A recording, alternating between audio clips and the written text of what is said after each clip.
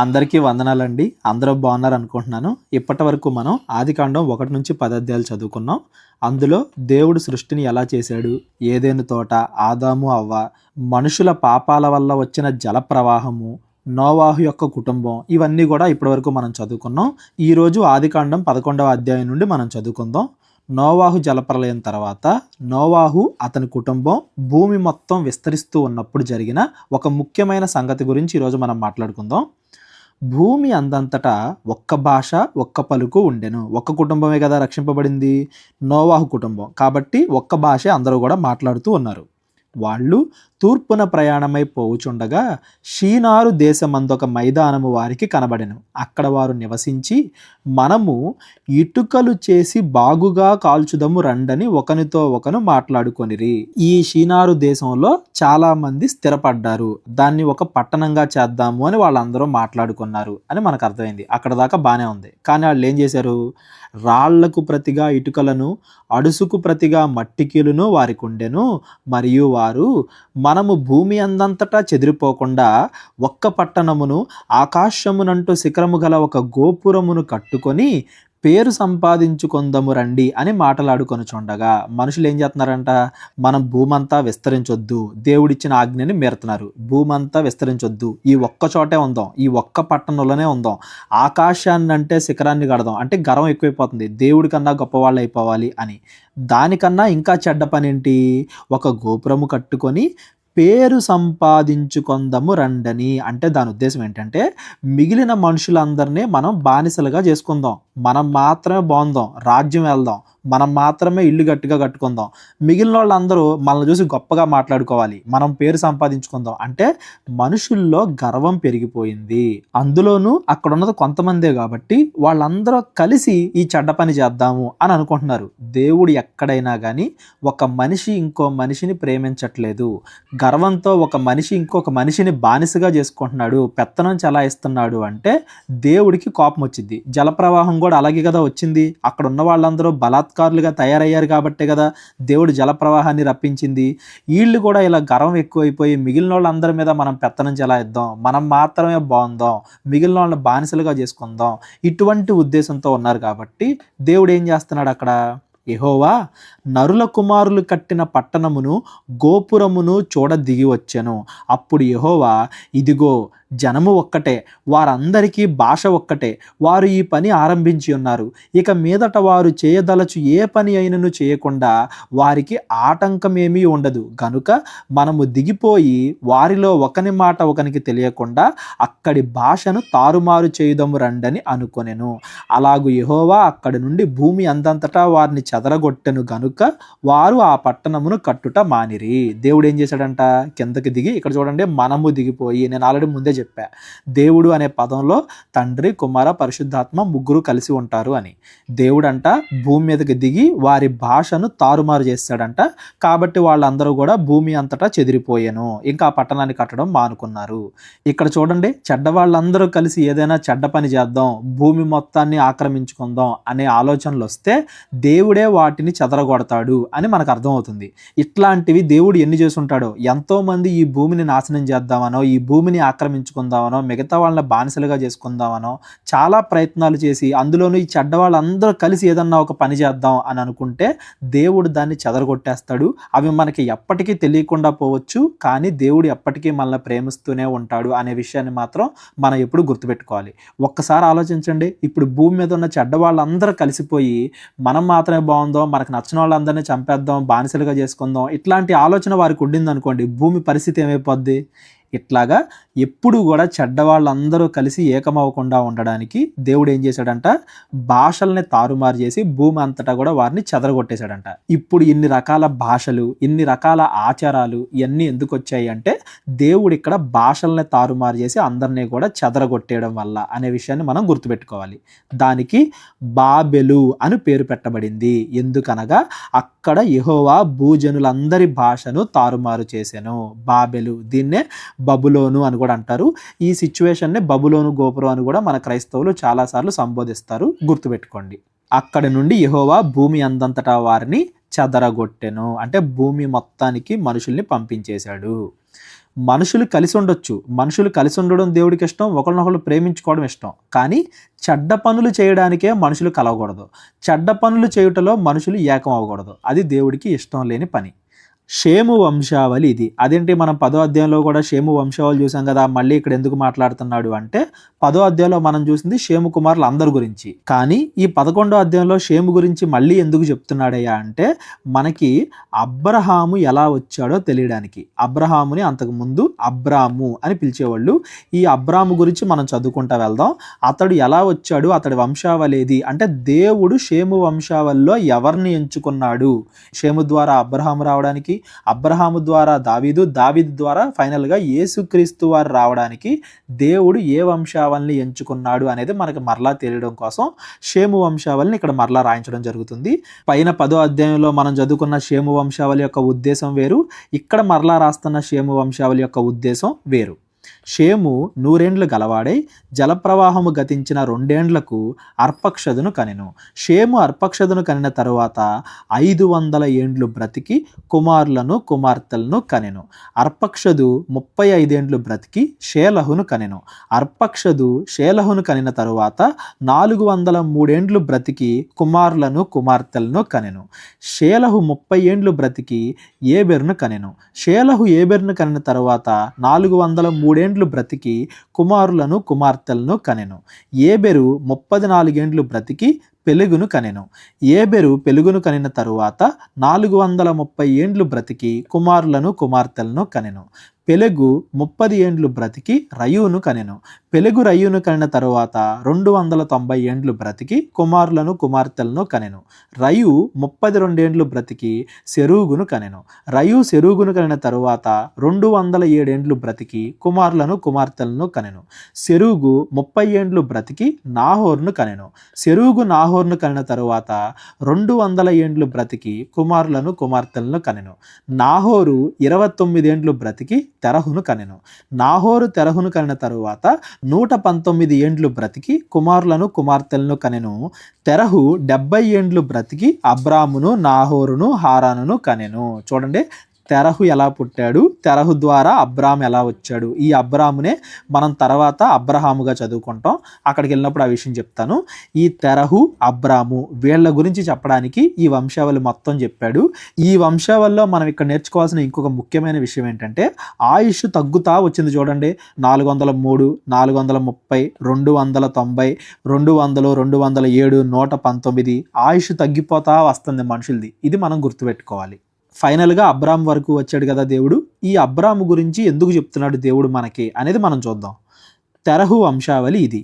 తెరహు అబ్రామును నాహోరును హారానును కనెను. ఇక్కడ మీరు గుర్తుపెట్టుకోవాలండి, తెరహు కరెక్ట్గా 70 ఏళ్ళకి ముందు అబ్రహాముని కన్నాడు, తర్వాత నాహోర్ని, తర్వాత హారాన్ అని కాదు.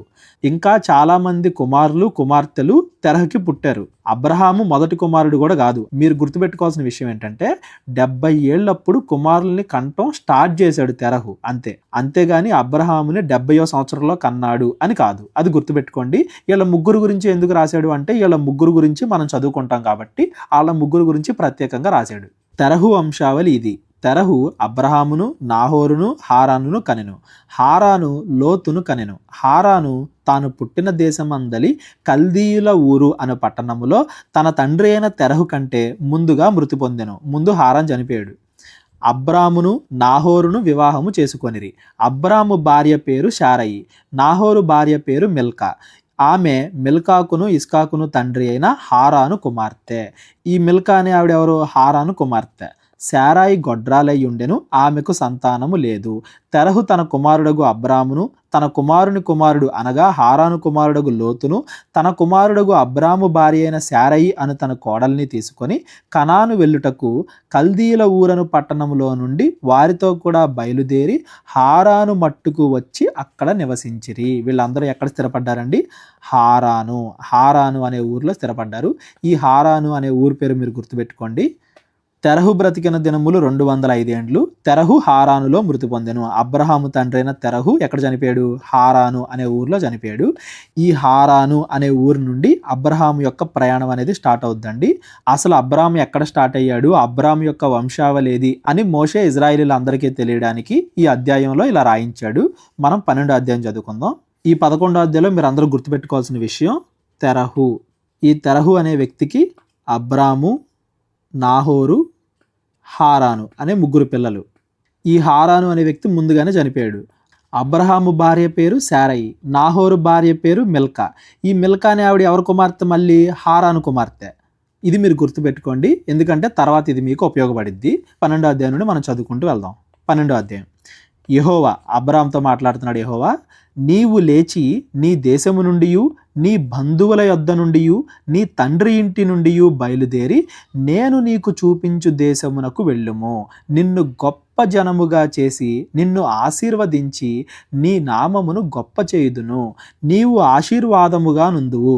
నిన్ను ఆశీర్వదించు వారిని ఆశీర్వదించదను, నిన్ను దూషించు వారిని శపించదను. భూమి యొక్క సమస్త వంశములు నీ యందు ఆశీర్వదింపబడునని అబ్రాముతో అనగా యెహోవా అతనితో చెప్పిన ప్రకారము అబ్రాము వెళ్ళెను. ఇక్కడ మీరు గుర్తుపెట్టుకోవాలండి, నీ ద్వారా జనాలందరినీ ఆశీర్వదిస్తాను అంటే అబ్రహాము ద్వారా యేసుక్రీస్తు వారు వచ్చారు.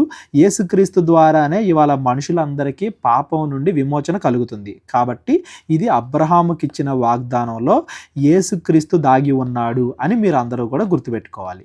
ఇది ఒకసారి మ్యాప్లో కూడా మనం చూద్దాం. ఇది మనం ఉండే ప్లేసు ఇండియా. ఇక్కడ నుండి మనం ఇక్కడికి వెళ్ళిపోతే ఇది అబ్రహాము ఉన్న ప్రాంతం హారాను. ఇక్కడ నుండి దేవుడు ఇక్కడికి వెళ్ళమంటున్నాడు, కనానికి. ఇప్పుడు అబ్రహాము ఉన్న ఈ హారాను అనే ఊరు నుండి దేవుడు వెళ్ళమన్న కనాను అనే ఊరు సుమారుగా ఒక 700-750 కిలోమీటర్ల దూరంలో ఉంది. ఇప్పట్లాగా మనకు ఉన్నట్టుగా ట్రైన్లు, కార్లు, ఫ్లైట్లు అవి ఏం లేవు. అబ్రహాంకి ఎక్కడికి వెళ్ళాలన్నా ఎలా వెళ్ళాలి? కాలినడకనే వెళ్ళాలి. కేవలం అబ్రహాం ఒక్కడే కాదండి, మీరు గుర్తుపెట్టుకోండి, ఆ టైంలో వీళ్ళది బాగా ధనం, బాగా సంపద ఉన్న వంశం. అబ్రహాము యొక్క భార్య, వీళ్ళకి అనేక మంది పనివాళ్ళు, మరలా వీళ్ళు పోషించి అనేక మంది పశువులు, ఇంతమందిని సుమారుగా కొన్ని వందల మందిని అంటబెట్టుకుని అబ్రహాం బయలుదేరుతున్నాడు. మళ్ళా వాళ్ళతో కూడా వాళ్ళు పెంచి పోషించే పశువులు, ఇదంతా కూడా మీరు గుర్తుపెట్టుకోండి. దేవుడు ఏమంటున్నాడు?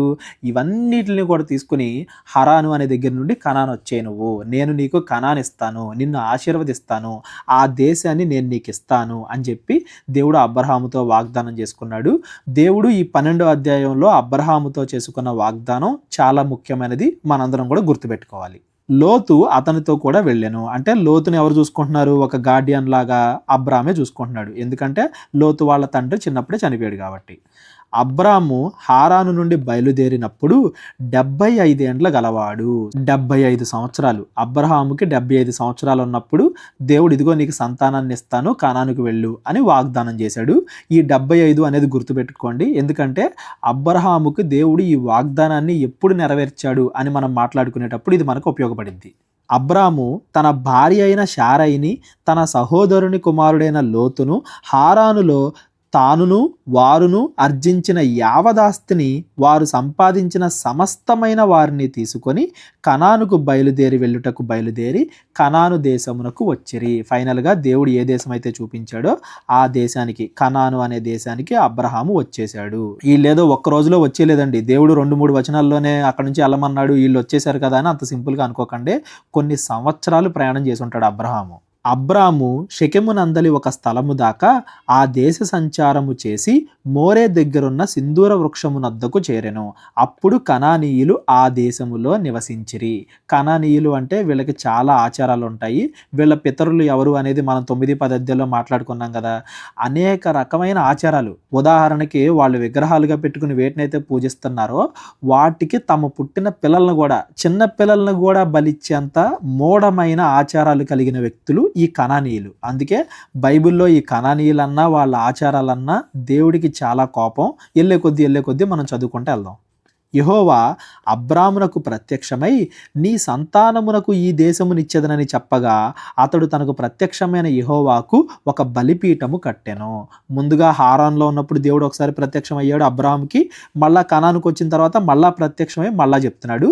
ఈసారి రెండోసారి కూడా మళ్ళా దేవుడు ఆ వాగ్దానాన్ని గుర్తు చేసినప్పుడు అబ్రాము ఏం చేశాడు? బలిపీఠం కట్టాడు. కనాను దేశంలో, ఇజ్రాయేల్ దేశంలో దేవుడు ఏ దేశాన్ని అయితే ఇవ్వబోతున్నాడో ఆ దేశంలో కట్టిన మొదటి బలిపీఠం ఇది. ఎక్కడ?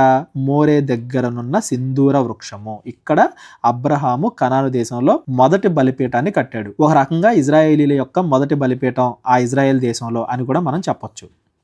అక్కడి నుండి అతడు బయలుదేరి బేతెలుకు తూర్పు దిక్కునున్న కొండకు చేరి పటమటనున్న బేతేలునకు తూర్పుననున్న హాయికిని మధ్య గుడారము వేసి అక్కడ యెహోవాకు బలిపీఠము కట్టి యెహోవా నామమున ప్రార్థన చేసెను. ఈ కనాను దేశం మొత్తం తిరుగుతూ ఉన్నాడు అబ్రాము. ఎందుకు తిరుగుతూ ఉన్నాడు? మరి వీళ్ళకి చాలా గొర్రెలు అవన్నీ ఉంటాయి కదా, అవి ఎప్పుడు తింటా ఉండాలి, నీళ్లు తాగుతూ ఉండాలి. కాబట్టి వీళ్ళు ఆ ఊరు మొత్తం కూడా తిరుగుతూ ఉన్నారు. వాటికి తగిన ప్లేస్ కూడా ఎత్తుక్కుంటా ఉన్నారు. మీరు ఇక్కడ గమనించాలి, అబ్రహాము వెళ్ళినప్పుడు ఇజ్రాయెల్ దేశం మొత్తం కూడా వర్షంపై ఆధారపడి నడిచే దేశం. వర్షం బాగా పడితే బాగుంటుంది, వర్షం పడపోతే కరువు వచ్చింది, అటువంటి ప్రాంతం. కానీ మోషే ఐగుప్తులో నుండి ఇజ్రాయేలీని విడిపించి తీసుకెళ్లేటప్పుడు మాత్రం ఈ కనాను ఇజ్రాయెల్ దేశం అనేది మంచి దేశం, అక్కడ పాలు తేనెలు ప్రవహించే దేశం అంటాడు దాన్ని. అప్పటికి ఇప్పటికీ తేడా ఉంది అనేది మీరు గుర్తుపెట్టుకోండి. ఆ ఇజ్రాయెల్ ప్రాంతంలో ఆ యోర్దాను నది మాత్రమే 365 రోజులు ప్రవహించిద్ది. మిగిలిన ప్రాంతం అంతా కూడా వర్షంపై ఆధారపడి జీవించేది. ఏ టైంకి? అబ్రహాము టైంకి. అది మీరు గుర్తుపెట్టుకోండి. కాబట్టి అబ్రహాం ఏం చేస్తున్నాడు? తన దగ్గర ఉన్న వాళ్ళందరినీ పోషించాలి కదా, ఆ పశువుల్ని, అక్కడ ఉన్న పని వాళ్ళని, వాళ్ళందరినీ. అందుకని ఆ కనాను దేశంలోనే అటు ఇటు సంచరిస్తూ ఎక్కడికి వెళ్ళినా కానీ యెహోవా నామమున ప్రార్థన చేయడం. ఇది రెండోసారి చూస్తాం మనం. ఎక్కడ చూసాం మనం? ఏనోషు దగ్గర చూసాం. అబ్రహాము విశ్వాసంతోనే ఉన్నాడు దేవుడి పట్ల అనేది ఇక్కడ మనకు తెలుస్తుంది. ఆ కనాను అనే ఊర్లోనే తిరుగుతూ ఉన్నాడు. అబ్రాము ఇంకా ప్రయాణము చేయుచు దక్షిణ దిక్కుకు వెళ్ళెను. ఆ కనాను దేశం అంతా వీళ్ళందరూ సంచరిస్తూ ఉన్నారు. ఇది మనం గుర్తుపెట్టుకోవాలి. ఇప్పుడు దేశంలో ఏం జరిగిందంట? అప్పుడు దేశంలో కరువు వచ్చాను. ఇందాక చెప్పాను కదా, వర్షం పడిపోతే కరువు వచ్చేది ఆ దేశంలో అని. కరువు వచ్చింది. ఆ కరువు వచ్చింది కాబట్టి ఆ దేశంలో కరువు భారముగా నున్నందున అబ్రాము ఐగుప్తు దేశంలో నివసించుటకు అక్కడికి వెళ్ళెను. దేవుడు ఇస్తాను అని వాగ్దానం చేసిన కనాను దేశంలో నుండి అబ్రహాం ఎటు వెళ్ళిపోతున్నాడు? ఐగుప్తు దేశంలోకి వెళ్ళిపోతున్నాడు. ఇప్పుడు మ్యాప్ లో చూడండి, ఇది కనాను ప్రాంతం, ఇజ్రాయేల్ ప్రాంతం. ఇక్కడ నుండి ఐగుప్తు అంటే ఇక్కడికి వస్తున్నాడు. ఐగుప్తులో నదులు ఎక్కువ, కొంచెం బాగుంటది కాబట్టి అక్కడ కొంచెం ప్రశాంతంగా ఉందాం, అక్కడైతే ఇతని పని వాళ్ళకి, ఇతని పశువులకి ఆహారం దొరికింది అన్న ఉద్దేశంతో అబ్రాం ఏం చేశాడు? తన అందరిని తీసుకుని ఐగుప్తుకు వెళ్ళాడు. అతడు ఐగుప్తులో ప్రవేశించుటకు సమీపించినప్పుడు అతడు తన భార్య అయిన శారైతో, ఇదిగో నీవు చక్కని దానివి అని ఎరుగుదును. ఐగుప్తీయులు నిన్ను చూచి ఈమె ఇతని భార్య అని చెప్పి నన్ను చంపి నిన్ను బ్రతకనిచ్చెదరు. నీ వలన నాకు మేలు కలుగునట్లు నిన్ను బట్టి నేను బ్రతుకునట్లును నీవు నా సహోదరివని దయచేసి చెప్పుమనెను. ఇక్కడ మీరు గమనించాలండి, ఆ కాలంలో ఐగుప్తీయులకి కఠినమైన పద్ధతులు, మూఢాచారాల్లో నివసించేవాళ్ళు. శారైకి సుమారుగా 60 సంవత్సరాలు ఉన్నప్పటికీ, 60 సంవత్సరాలు అంటే యంగే కదా ఆ టైంలో, ఇప్పుడంటే 60 సంవత్సరాలు అంటే ముసలోళ్ళు, ఆ టైంలో యంగ్. 100 సంవత్సరాలకు కూడా పిల్లలు కనేవాళ్ళు. అట్లాగా శారైకి 60 సంవత్సరాలు ఉన్నప్పటికీ ఆవిడ చూడడానికి అందంగా ఉండేది కాబట్టి వాళ్ళు ఏం చేస్తారు? ఇదిగో శారైని తీసుకుంటారు, నన్ను చంపేసి నా ఆస్తి మొత్తాన్ని దొంగలిస్తారు. అట్లా జరగకుండా ఉండడానికి నువ్వు నా సహోదరివి అని చెప్పు, వాళ్ళు అప్పుడు మనల్ని ఏం చేయకుండా బ్రతకనిస్తారు అని అబ్రహాం ఏం చేశాడు? ఒక ఐడియా చెప్పాడు. శారై ఎందుకు ఒప్పుకుంది? అట్లా ఒప్పుకోకూడదు కదా. అబ్రహాము ఎందుకు అబద్ధం ఆడాడు? అట్లా ఆడకూడదు కదా అని మీరు అంటారేమో. ఇక్కడ మీరు గమనించాలండి, తర్వాత వచనాల్లో కూడా మనం చదువుకుంటాం. అబ్రహాముకి ఒక రకంగా శారాయి భార్య, ఇంకొక రకంగా చెల్లి. ఎందుకంటే అబ్రహాము యొక్క తండ్రి తెరహు ఒకటే పెళ్లి చేసుకోవాలా. అప్పట్లో వాళ్ళు ఎక్కువ మందిని కూడా పెళ్లిళ్ళు చేసుకునేవాళ్ళు. తెరహు యొక్క ఒక భార్యకి పుట్టింది అబ్రామ్ అయితే ఇంకొక భార్యకి పుట్టింది శారాయి. ఒక రకంగా చూస్తే వాళ్ళిద్దరూ భార్యాభర్తలు, ఇంకొక రకంగా చూస్తే అబ్రహాముకి శారాయి సహోదరి. ఇక్కడ మీరు గమనించాలి, అప్పట్లో వాళ్ళు విగ్రహారాధనలో ఉన్నారు. అంటే అన్యుల ఆచారాలు, మూఢనమ్మకాల్లో మునిగిపోయి ఉన్నారు. దేవుడు అబ్రహాముని పిలుచుకునేంత వరకు కూడా వీళ్ళు మూఢనమ్మకాలతోనే, అన్య ఆచారాలతోనే బ్రతికారు. అబ్రహాము ద్వారా దేవుడు వీళ్ళందరినీ మార్చుకున్నాడు అనే విషయాన్ని మీరు గుర్తుపెట్టుకోవాలి. అబ్రాము ఐగుప్తులో చేరినప్పుడు ఐగుప్తీయులు ఆ స్త్రీ మిక్కిలి సౌందర్యవతి అయి ఉండట చూచి ఫరో యొక్క అధిపతులు ఆమెను చూచి ఫరో ఎదుట ఆమెను పొగడసాగిరి. గనుక ఆ స్త్రీ ఫరో ఇంటికి తేబడెను. ఫరో ఏమనుకున్నాడు? ఏమని, నేను పెళ్లి చేసుకోవచ్చు, వీళ్ళందరినీ నేను పోషిస్తాను, నేను వీళ్ళకి డబ్బులు అన్నం పెడతాను కదా, కాబట్టి ఏమనిచ్చి నాకు పెళ్లి చేస్తారు, శారాయినిచ్చి నాకు పెళ్లి చేస్తారు అనేమో ఫరో అనుకున్నాడు. అతడు ఆమెను బట్టి అబ్రహామునకు మేలు చేసెను. అందువలన అతనికి గొర్రెలు, గొడ్లు, మగగాడిదలు, దాసులు, పనికత్తెలు, ఆడగాడిదలు, ఒంటెలు ఇయ్యబడెను. అబ్రహాం ఆల్రెడీ ఆస్తి గలవాడు, ఇంకా ఎక్కువ ఇచ్చాడంట ఫరో. అయితే యెహోవా అబ్రాము భార్య అయిన శారాయిని బట్టి ఫరోను అతని ఇంటి వారిని మహావేదనల చేత బాధించెను. అప్పుడు ఫరో అబ్రాహాముని పిలిచి, నీవు నాకు చేసినది ఏమిటి? ఈమె నీ భార్య అని నాకెందుకు తెలుపలేదు? ఈమె నా సహోదరి అని ఎలా చెప్పితివి? నేను ఆమెను నా భార్యగా చేసుకొందునేమో. అయితేనేమి, ఇదిగో నీ భార్య, ఈమెను తీసుకొని పొమ్ము అని చెప్పాను. ఇక్కడ మీరు గమనించాలి, ఈ ఆదికాండం ఎవరు రాస్తున్నారు? మోషే. ఎప్పుడు రాస్తున్నాడు? ఇజ్రాయేలీని ఐగుప్తులో నుండి కనాను తీసుకెళ్లేటప్పుడు. ఐగుప్తులో నుండి ఇజ్రాయేలీని విడిపించడానికి దేవుడు ఎలా అయితే 10 తెగుళ్ళు ఐగుప్తు దేశం మీద దేవుడు రప్పించాడో, సేమ్ అలాగే అబ్రహాము శారా ఐగుప్తు దేశంలో ఉన్నప్పుడు కూడా దేవుడు తెగుళ్ళు రప్పించాడు. అయితే ఈ ఫరో ఏం చేశాడు? ఆ తెగుళ్ళకి భయపడి అబ్రహాముని వాళ్ళని పంపించేశాడు. కానీ మోషే దగ్గర ఫరో ఏం చేశాడు? అతడు కుమారుడు చనిపోయేంత వరకు కూడా మనసు మార్చుకోవాలా, ఆ తర్వాత కూడా ఇజ్రాయేలీలు వెనకాల పడ్డాడు. అయితే దేవుడు తెగుళ్ళు రప్పించి తన ప్రజల్ని కాపాడుకుంటున్నాడు ఈ ఐగుప్తీల నుండి అనే థీము అబ్రహాము దగ్గర కనబడింది, మోషే ఇజ్రాయేలీల దగ్గర కూడా కనబడింది. దేవుడు ఇజ్రాయేలీలకి నేను ఎప్పుడూ మీకు తోడుగా ఉంటాను అనే విషయాన్ని గుర్తు చేస్తూ ఇవన్నీ కూడా చెప్తున్నాడు.